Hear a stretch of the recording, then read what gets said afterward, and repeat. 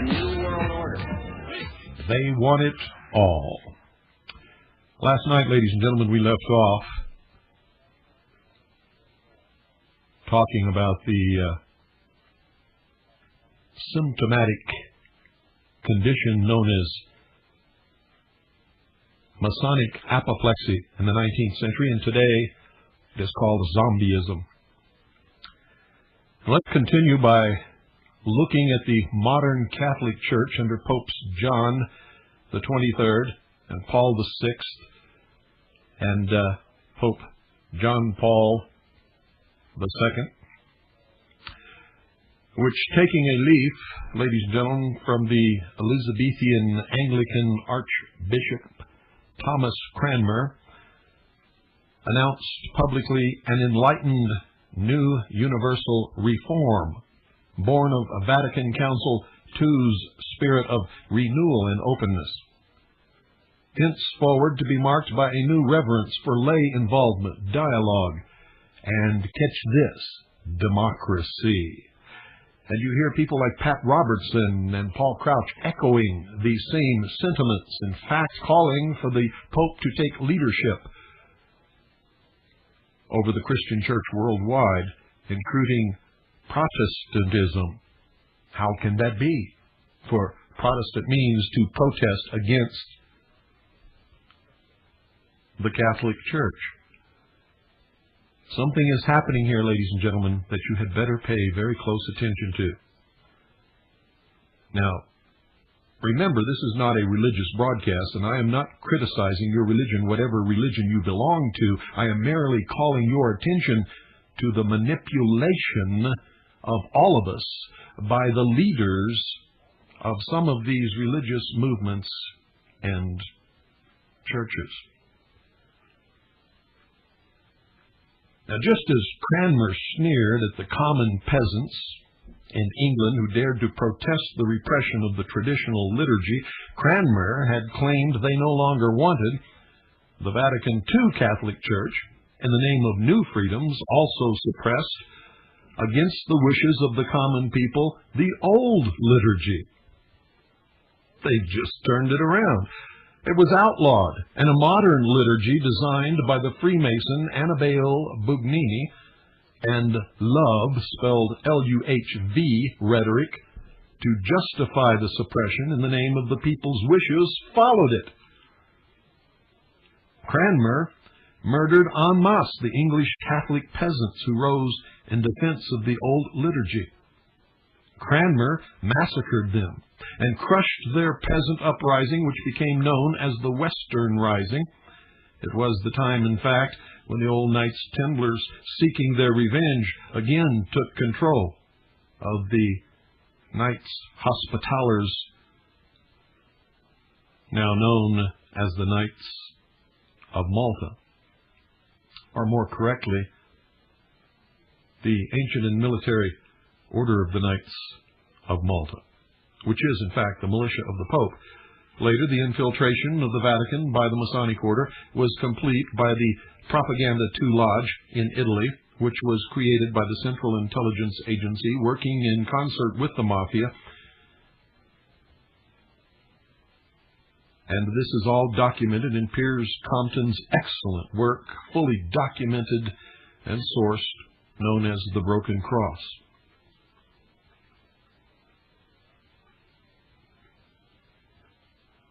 This Protestant Inquisition is seldom mentioned nowadays, in keeping with the massive strategy of tarring only the Catholic Church with the brush of inquisitor, and thereby building up the Protestantism as the exclusive true Christianity. Not so. They have presented this false picture to the world because Protestantism was the chosen vehicle, ladies and gentlemen, through which Freemasonry infiltrated Christianity and through which it is destroying the church today. Protestants, not just Catholics, persecuted and executed thousands of Anabaptists, which were the forerunners of today's Mennonites and Amish peoples. Michael Servetus, a dissenting mathematician, was burned at the stake in Switzerland by Calvinists.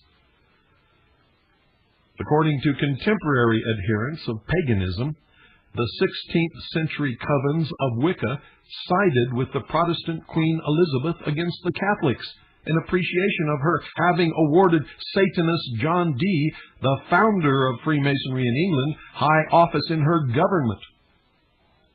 And for that, you can look in The Pinnacle and the Wand by Howard Rheingold, by the Whole Earth Review, spring 1992, page 61. The French Revolution of 1789, which was also known as the Reign of Terror, was a Masonic war against the Catholic Church and the Catholic people of France, a war conducted with all the instruments of torture and all the atrocities of an Inquisition. The Masonic hanging judge, Jean-Baptiste Carrier, ordered the execution of 13,000 Catholics who were drowned in the Loire River in boats especially designed just for that purpose. And on December the 23rd, 1793, the Masonic general Francois Westermann attacked the Catholic village of Savigny, killing hundreds of Catholic women and children. Westermann bragged that he had trampled children under horses' feet and massacred women who will no longer give birth to brigands. His exact words. In 1794, another of the generals of the French Revolution, the Freemason Louis-Marie Turreau, ordered the slaughter of 109 Catholic children in the village of Luc-sur-Boulogne. In the western section of France, in the area around Nantes, known as the Vendée, hundreds of thousands of Catholics, were slaughtered by the Masonic government of the French Revolution. Thousands of their religious leaders were also killed in Paris and other areas for their opposition to the suzerainty of the Masonic cryptocracy. A great deal, ladies and gentlemen, has changed since then, however.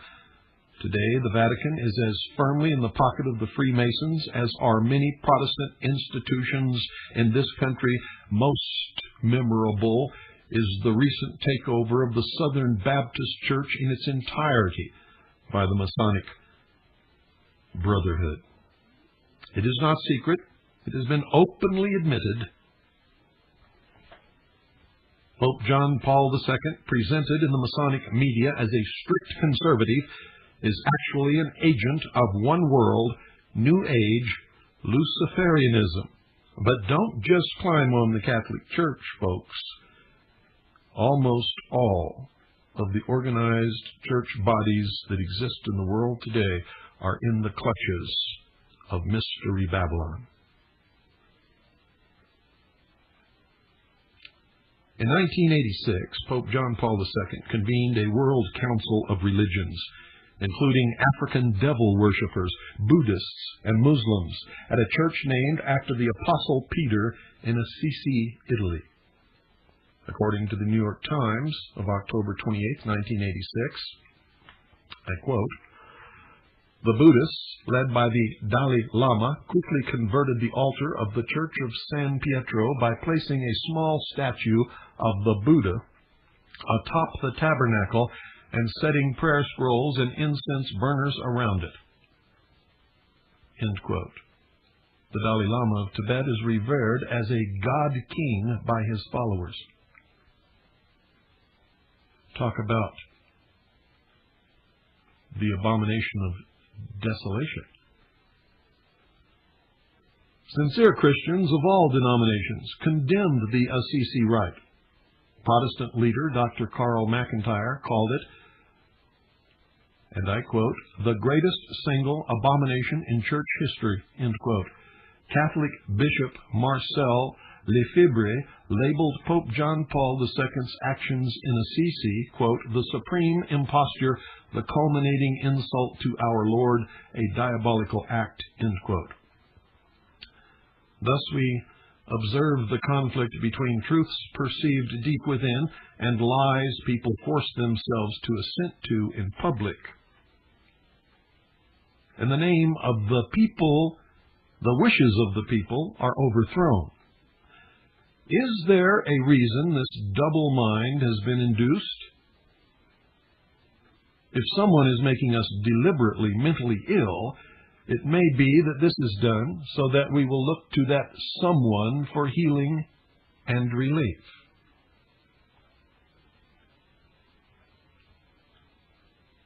Into the double mind breach step the elite managers of the Masonic Hermetic Academy, who through symbol and word manipulation can temporarily unite our persona and anima, thus lifting an immense burden from us, relieving us, if you will, of our stress and confusion.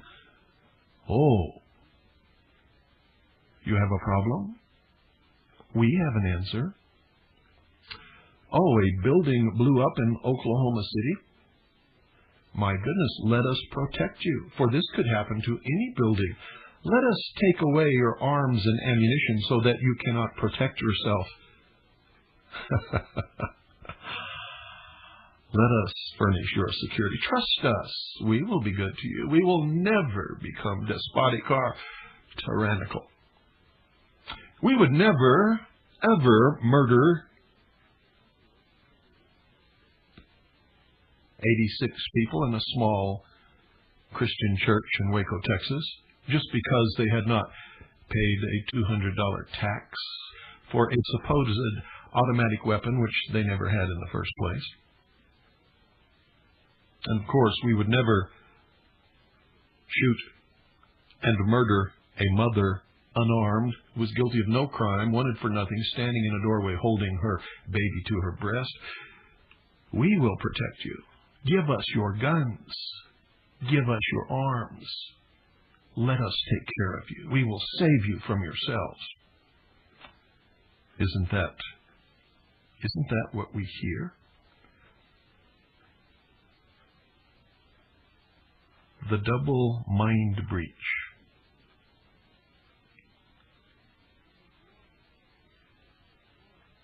They're relieving us of our stress and confusion. And this function can easily, ladies and gentlemen, assume in the minds of the subject patients, the people, a godlike status. I submit this status is characterized by the use of the term they in our society, as in, why don't they come up with a tire that will never wear out or a cure for cancer? As in, they have a cure for cancer, but the doctors would lose too much money, so they have suppressed it. Or, they say the CIA killed Kennedy and he was fornicating with Marilyn throughout his presidency. They write the movie scripts and the billboard slogans. They have the money and the power and control of the illusion machine. They can cure cancer or withhold the cure. They reveal the secrets behind assassinations and scandals. What will they do next? How will they program the show today? Let's sit back, watch, and find out. And since we choose to refuse to genuinely heal the rift between the two sides of our mentality by the tough means of repudiating our lying public persona and taking action on the understanding of our true self, we relinquish autonomy to those who make it appear that they can heal us at no great cost or trouble on our part. You don't have to be responsible. You don't have to take any risk. You don't even have to get up off your couch. We will heal you. We will provide you security. We will take care of you. But never mind that they are also the ones who implanted the rift in the first place, a la Hegel, and the dialectic is working upon us all the time. The point is, ladies and gentlemen, we have little or no power. We cannot act. We cannot invent. We cannot cure. We must wait and see what happens. We must see what they make happen. And if you believe that, you're already dead and buried. And if you want proof that that's not true, I am living proof. The final coffin in the nail of our free will is the fact that we ourselves know in our heart of hearts that what I just told you is not true. It is false. And I have proven it false over and over and over again.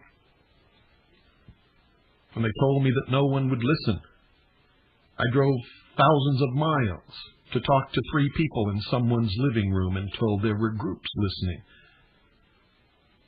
When they said I couldn't write a book because no one would publish it, I wrote a book and it was published. And it became the underground bestseller for over 6 years in a row. When they said I could not get on radio, no one would allow me to have a voice on radio, I created my own broadcast and paid for it myself. And when they said no newspaper in this country prints the truth, I started my own newspaper and named it Truth, Veritas, which is Latin for truth, and send it free to everybody in Washington, D.C., so they know that I know and that I'm printing it. And it's the fastest growing newspaper in the nation.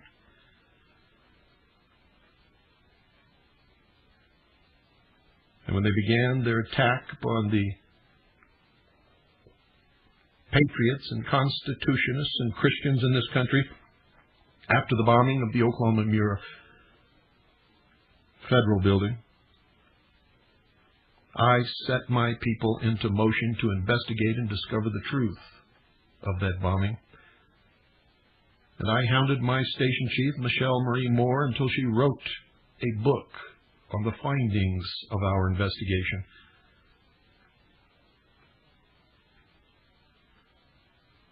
And I can assure you, it is turning Oklahoma up on its ear.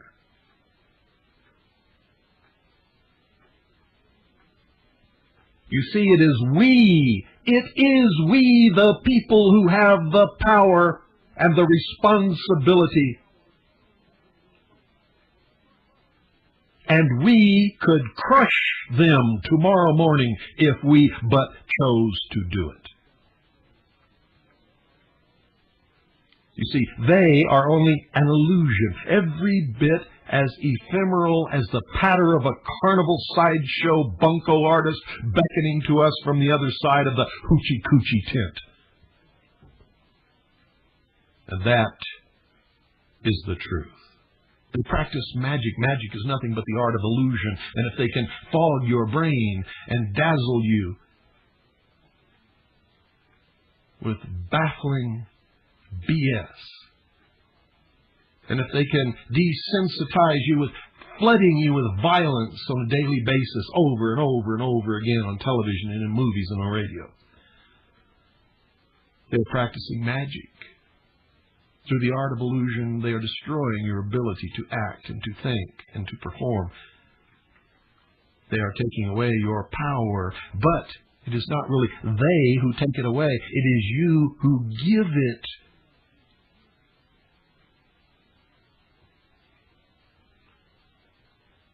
You give it by your participation in this magic act. But you see, some people know that we have the power. And some people know, they know that we could crush them tomorrow morning if we chose. But they don't want to, you see, because if we overthrew them tomorrow, we would have to write our own scripts and be responsible and take care of ourselves and take risks and provide for our own securities. We would have to heal ourselves. We would have to admit the colossal waste and loss and destruction of the past years, which our laziness and folly have made possible. We would have to experience the pain of being alive and responsible. We would have to start acting like men and women instead of as children, as slaves, and as weaklings, as we are prone to do today on a daily basis. The Hermetic Academy, being great scholars of human nature, know this and depend upon our ignorance, apathy, and stupidity and our willingness to go along with this magic act in order to enslave us and in control. Take us by the strings, the puppet strings, and when they play the tune, we will dance. Boy, I bet that's enough to make you sleep well tonight, but I'm not finished, ladies and gentlemen, so don't go away. I will be right back.